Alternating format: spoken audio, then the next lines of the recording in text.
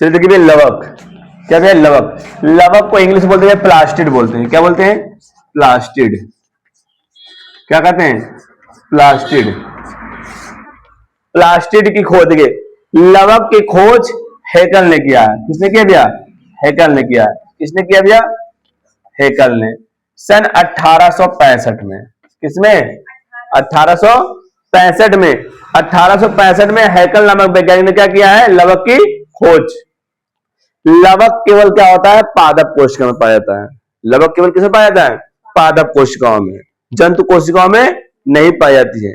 आदिवासी में एक्सेप्ट एक को छोड़कर यूग्लिना, यूग्लिना में पाया जाता है। यूग्लिना एक क्या है? जंतु है। क्या है? जंतु है। उसमें लवक नहीं, उसमें क्लोरोप्लास्ट। लेकिन जो अभी बताता हूं, इसको भी जाने दीजिए, इसको बाद में बताता हूं। सुनिए, लवक की खोज किसने किया? हेकल ने किया है सन 1865 में। लवक जो होता है केवल पादप कोशिकाओं में पाया जाता है। जो समझा? पादप। अब देखिए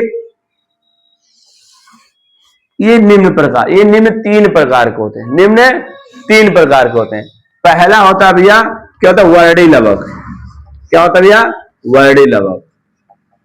क्या होता है भैया? वर्णी लवक। इससे पहले होता है भैया हरित लवक। कौन लवक?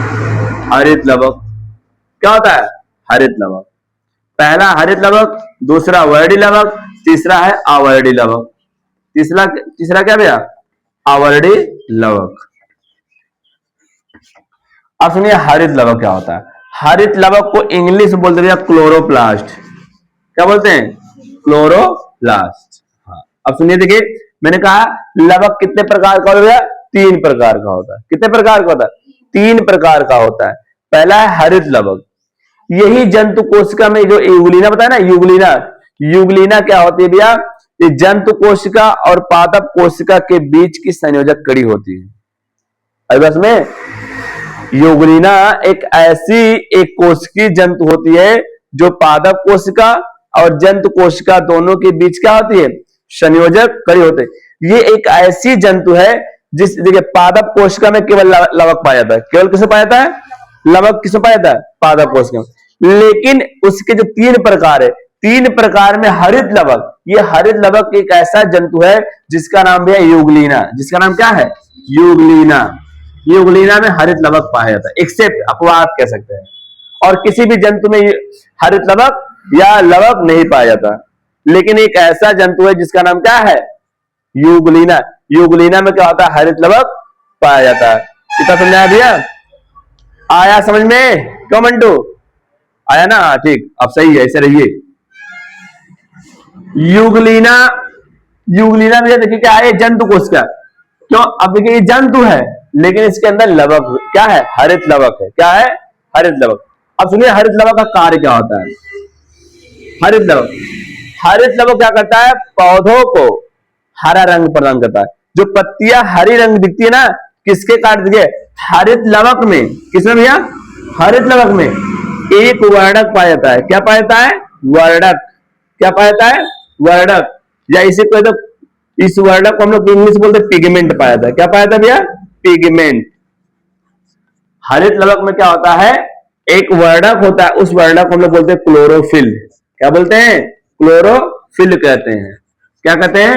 क्लोरोफिल कहते हैं।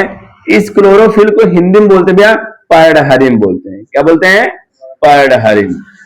आई बात में आप छोटी छोटी क्लास में पढ़े होंगे। ये देखिए हरित लवक का, जो लवक का पहला प्रकार है हरित लवक। हरित हरा, ऐसा लवक जो पौधों को क्या प्रदान करे? हरा रंग प्रदान करे, उसे क्या कहते हैं? हरित लवक। और हरित लवक में एक वर्णक पाया था जिसका नाम है क्लोरोफिल या पर्णहरिम। इसी के कारण जो पत्तियां हमको हरी दिखाई देती हैं। पत्तियां हरी क्यों दिखाई देती हैं? पर्णहरिम के कारण। आई बस में कोई भी पत्ती हो, छोटे से पौधा हो चाहे बड़ा पौधा चाहे बहुत बड़ा पेड़ हो, उनमें पत्तियां हरी ही होती है ना। वो किसके कारण होती है? हरित लवक के कारण। आई बस में। और सुनिए हरित लवक के अंदर क्या होता है भैया? प्रकाश संश्लेषण होता है। क्या होता है? प्रकाश संश्लेषण होता है। क्या होता है भैया? प्रकाश संश्लेषण होता है। क्या होता है? प्रकाश संश्लेषण होता है। हरित लवक के अंदर क्या होता है? प्रकाश संश्लेषण। और पौधे जो होते हैं ये प्रकाश संश्लेषण के द्वारा, किसके द्वारा? प्रकाश लिखने पे कम ध्यान रहे, पढ़ने पे ज्यादा ध्यान रहे और समझने पे। हरित लवक के अंदर क्या होता है? प्रकाश संश्लेषण। ये प्रकाश संश्लेषण के द्वारा क्या करते हैं? भोजन का निर्माण करते हैं। पौधा किसके द्वारा भोजन बनाता है? प्रकाश संश्लेषण। अभी प्रकाश संश्लेषण क्या होता है मैं बताऊंगा, ठीक है? अभी पहले थोड़ा थोड़ा समझिए। ये भोजन किस रूप में बनाता है? कार्बोहाइड्रेट्स के रूप में। किस रूप में? कार्बोहाइड्रेट्स के रूप में। आ रहा ना कार्बोहाइड्रेट्स? और कक्षा 10 में पढ़ेंगे पूरा कार्बोहाइड्रेट्स ही आपको बताया जाएगा। अब सुनिए अगला दिया वर्णी लवक। पौधे को हरा रंग कौन प्रदान करता है? हरित लवक। हरित लवक में क्या होता है? क्लोरोफिल, वही रंग प्रदान करवाता है, ठीक है? अब सुनिए वर्णी लवक। वर्णी लवक को बोलते भैया क्रोमोप्लास्ट। क्या बोलते हैं भैया? क्रोमोप्लास्ट। वर्णी लवक को क्या बोलते हैं? वर्णी लवक को इंग्लिश में क्या बोलते हैं भैया? क्रोमोप्लास्ट। क्रोमोप्लास्ट क्या बोलते हैं? प्लास्ट मीन्स क्या होता है भैया? लवक होता है। क्रोमा मतलब होता है वर्णी। क्रोमा मतलब होता है कलर। क्रोमा मतलब कलर। जो पौधों को हरा रंग छोड़कर अन्य जितने भी रंग प्रदान करता है वो कौन करता है? वर्णी लवक। जो पुष्प लाल दिखता है, पीला दिखता है, नीला दिखता है, वो किसके कारण होता है? वर्णी लवक के कारण। अब पुष्प देखे ना लाल होता है, गुलाब का फूल, गुड़हल का फूल, आप चमेली देख लीजिए सफेद होता है ना, होता है कि नहीं होता है? यानी हरे रंग को छोड़कर जितने भी रंग होते हैं पुष्पों में वो कौन प्रदान करवाता है? वर्णी लवक। यानी वर्णी लवक क्या होता है? रंगीन होता है। क्या होता है? रंगीन होता है। बस में वर्णी लवक का काम केवल क्या भैया? पौधों को रंग प्रदान करता है। और कौन सा? हरा रंग छोड़कर। हरा रंग छोड़कर बाकी जितने रंग है वो कौन प्रदान करवाता है? वर्णी लवक। और सुनिए भैया जब फल कच्चे होते हैं तो कच्चे होते हैं ना तो हरा होता है। क्या होता है? हरा होता है। तो उस समय वो कौन सा लवक रहता है? हरित लवक। जब वो पक जाता है, देखिए आम पक जाएगा पीला हो जाएगा और कोई फल लाल हो जाएगा, तो किस मतलब क्या? यानी कि वर्णी लवक। यानी क्या कहने का मतलब क्या है? हरित लवक वर्णी लवक में बदल सकता है। अगर उसमें हरित लवक का कन्वर्जन होता रहता है वर्णी लवक में। आया समझे कि नहीं आया? यानी वही हरित लवक किस बदल जाता है? वर्णी लवक में। तो वर्णी लवक समझाया आप लोग को? वर्णी लवक क्या करता है? रंग प्रदान करता है। हरित लवक क्या करता है? पौधों को हरा रंग प्रदान करता है। आई बात समझ में? आया कि नहीं आया? आया। अगला भैया आवर्णी लवक। आवर्णी लवक का मतलब होता भी है ना जिसमें कोई रंग ना हो, यानी रंगहीन होता है। क्या होता है? रंगहीन होता है। आवर्णी लवक क्या होता है? आवर्णी लवक भैया क्या होता है? ये रंगहीन, इसमें रंग नहीं होता। ये आवर्णी लवक अधिकतर क्या होता है? भूमिगत होता है। क्या होता है? भूमिगत। ये आवर्णी लवक का काम क्या होता है ना? भोजन को संचित करना। क्या करता है? भोजन को संचित करता है। भोजन क्या करेगा? संचित करेगा। जैसे देखिए भैया आलू का पौधा आलू बनाया तो भोजन संचित है ना, तो आलू भूमि के अंदर है कि नहीं है? अब भले मटमैला कह दो कि आलू मटमैला कलर का होता है, लेकिन वो कोई कलर वलर नहीं है। देखिए मुख्य जो कला पड़ता होगा उसको पता होगा मुख्य रंग कौन होता है? लाल, पीला, नीला, हरा। ये सफेद में कोई रंग नहीं है। आई बात में मुख्य रंग यही है। अब बाकी अब भटहवा कैदा और क्या बोले थे? मटमैला कैदा, गोइला हवा कैदा, करिया हवा कैदा, भैंसावा कलर कैदा उतारे ऊपर है। आई बात में मुख्य रंग कितने हैं? 4-5 है, ठीक है? तो जो आवर्णी लवक होता है ये क्या कहता है? भोजन को प्रकाश संश्लेषण के थ्रू हरित लवक भोजन बनाएगा। जो भोजन बनेगा अब उसको भोजन बनने से पहले पुष्प रहेगा। पुष्प को रंग कौन प्रदान करेगा? वर्णी लवक। फिर जब उसको जब भोजन बन जाएगा, भोजन को संचित कौन कर लेगा अपने अंदर? आवर्णी लवक। ऐसा में आवर्णी लवक समझाया। अब भोजन किस किस रूप में समझा भैया? प्रोटीन के रूप में। भाई जितने दलहनी फसल है, दलहनी देखिए सरसों जो कट रहे कि नहीं, उसमें तेल निकलता कि नहीं निकलता? तो तेल कोई वो क्या बोलते हैं? तिलहन कह सकते हैं, तेल वाले। दलहनी दालों वाले। बस में जो दाल वाले। अब ये जो अरहर है वो अरहर में क्या होता है? दाल होता है ना, और दाल में क्या होती है? प्रोटीन होती है। आई बस में अब वसा, और जो सरसों है वो वसा के रूप में संचित करेगा। यानी जो आवर्णी लवक होता है भोजन को अलग अलग रूप में संचित करता है। वसा के रूप में, आवास में प्रोटीन के रूप में, आवास में इन सब के रूप में अलग अलग रूप में क्या करता है? भोजन को संचित करता है। अभी हम समझते हैं क्या, ये देखिए क्या संरचना है, किसकी संरचना अभी है, लवक की।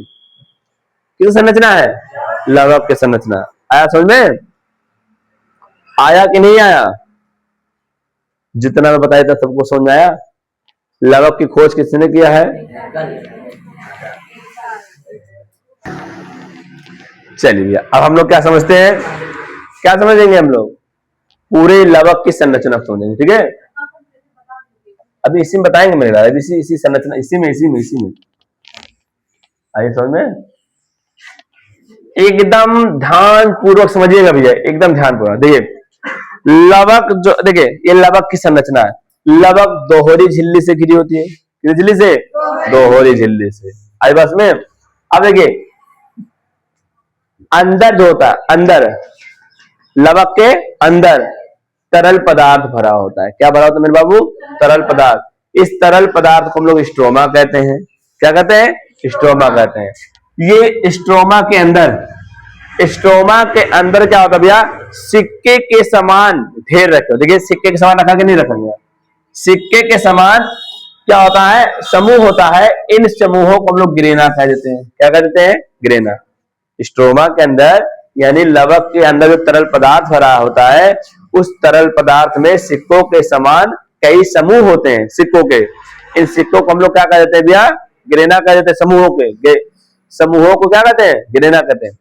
और एक को जो एक रखा गया ना सिक्के के समान, ये इस एक को हम लोग क्या बोलेंगे? थैलेक्वाइड बोलते हैं। क्या बोलेंगे? थैलेक्वाइड बोलेंगे। याद रखिएगा। अब हाँ, केवल एक को थैलेक्वाइड, और जब कई थैलेक्वाइड मिलेंगे तो क्या बना लेता है? ग्रेना बना लेता है। अब इसमें ग्रेना क्या होता है? थैलेक्वाइड का समूह होता है। जैसे ना हम बोल दिए एक लड़की, अब कई लड़कियां है ना, समूह हो गया कि नहीं हो गया? अब लड़कियों का समूह हो गया, अब बोलेंगे लड़कियों का समूह। अब उसमें बोलेंगे अब लड़की का समूह कैसे बना है? लड़कियां मिल मिल के क्या बना ली है? लड़कियों का समूह बना ली। उसी प्रकार क्या है? थैलेक्वाइड मिल मिलकर क्या बना लिया भैया? ग्रेना बना ली। आया समझ में? अब सुनिए, इतना समझ आया कि नहीं आया? आया? अब सुनिए, ये जो ग्रेना होता है, आपस एक ग्रेना दूसरे ग्रेना से किसे जुड़े होते हैं? स्ट्रोमा पटलिका द्वारा जुड़े होते हैं। एक ग्रेना दूसरे ग्रेना से किससे जुड़ा होता है? स्ट्रोमा पटलिका से जुड़ा होता है। क्या समझाया? आया कि नहीं आया? आया ना मेरे लाल? अब सुनिए, इसमें एक ग्रेना को निकालता हूं। एक ग्रेना निकाला, यहां निकाल लेता हूं। इस ग्रेना के अंदर क्या, इसी ग्रेना के अंदर भैया क्लोरोफिल पाया जाता है। इसी ग्रेना के अंदर क्या पाया जाता है भैया?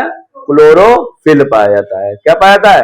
क्लोरोफिल या पर्णहरिम पाया जाता है। क्या पाया जाता है? पर्णहरिम। इसी थैलेक्वाइड के अंदर क्या पाया जाता है? क्लोरोफिल या पर्णहरिम।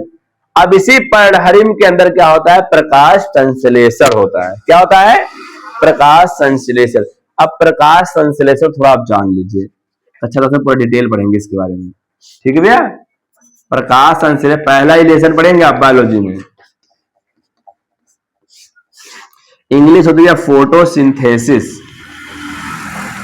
क्या होती है? फोटोसिंथेसिस। देखिए क्या होता है, जब हरे पौधे, कौन से पौधे भैया? हरे पौधे। जब हरे पौधे सूर्य के प्रकाश की,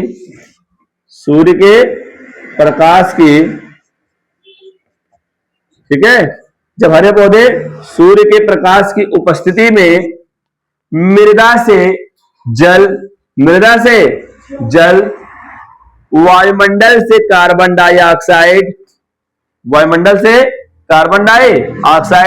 और मृदा से जल को लेकर और पर्णहरिम की सहायता से, किसकी सहायता से? पर्णहरिम की सहायता से आपस में क्या बनाते हैं? क्या बनाते हैं? ग्लूकोज का निर्माण करते हैं। किसका निर्माण करते हैं भैया? ग्लूकोज का निर्माण करते हैं। इसी घटना को हम लोग प्रकाश संश्लेषण कहते हैं। और साथ ही साथ क्या बनेगा? ऑक्सीजन भी निकलेगा। पौधा ही तो हमको ऑक्सीजन देता है। ऑक्सीजन कौन देता है हमको? पौधे ही देते ना। कैसे देंगे? जब प्रकाश संश्लेषण करेंगे। प्रकाश संश्लेषण के लिए क्या चाहिए भैया? जल चाहिए। वो जल पौधा कहां लेता है? मृदा से लेता है। और कार्बन डाइऑक्साइड चाहिए, वो कार्बन डाइऑक्साइड पौधा कहाँ लेता है? वायुमंडल से लेता है। अब उसमें और सुनिए, और इसको पर्णहरिम चाहिए, और ये पर्णहरिम कहाँ मिलेगी भैया? पत्तियों के अंदर मिलेगी। और यानी जब पत्तियों के अंदर प्रकाश संश्लेषण हो रहा है, इसलिए पत्तियों को क्या कहते हैं? रसोई घर कहते हैं। क्या कहते हैं? रसोई घर कहते हैं, क्योंकि यहाँ पे भोजन बन रहा है ना। अब सुनिए शॉर्ट में क्या होता है भैया? प्रकाश संश्लेषण क्या होता है भैया? सूर्य के प्रकाश की उपस्थिति में जब सभी हरे पौधे पर्णहरिम, कार्बन डाइऑक्साइड तथा जल की मदद से ग्लूकोज और ऑक्सीजन का निर्माण करते हैं, तो इस प्रक्रिया को प्रकाश संश्लेषण कहते हैं। आया समझ में? आया कि नहीं है? अब प्रकाश संश्लेषण दो प्रकार का होता है, खाली जान लीजिए आप, उसके बारे में नहीं बताऊंगा, ठीक है? प्रकाश संश्लेषण कितने प्रकार का होता है? दो।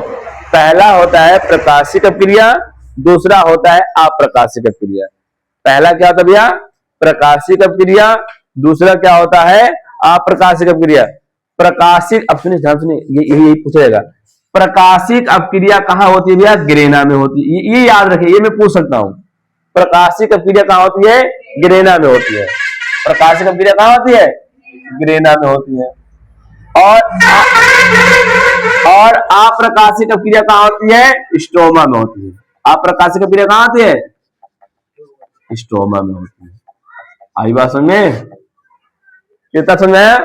और एक चीज और जान लीजिए आप लोग, इस स्ट्रोमा के अंदर एक एंजाइम पाया जाता है जिसे बोलते हैं रूबिस्को एंजाइम। क्या बोलते हैं? रूबिस्को। ये एंजाइम याद रखिए, जब प्रकाश संश्लेषण कक्षा से पढ़ाऊंगा ना, इस एंजाइम की आवश्यकता पड़ेगी। अभी थोड़ा इसी बात बता दे रहा हूं। इस रूबिस्को एंजाइम की मदद से ही जो जाओ भैया, जो कार्बन डाइऑक्साइड लेता ना पौधा, वो कार्बन डाइऑक्साइड इस रूबिस्को एंजाइम से मिलकर ही ग्लूकोज का निर्माण करता है। आई बस में रूबिस्को एंजाइम कहां पाया जाता है भैया? स्ट्रोमा में पाया जाता है। कहां पाया जाता है? स्ट्रोमा में। ये रूबिस्को एंजाइम CO2 से यानी कार्बन डाइऑक्साइड से अपक्रिया करके क्या बना लेता है? ग्लूकोज बना लेता है। आई बस में इसके बारे में डिटेल आपको अच्छा 10 में पढ़ेंगे। आया समझ में? लवक के बारे में समझ आया?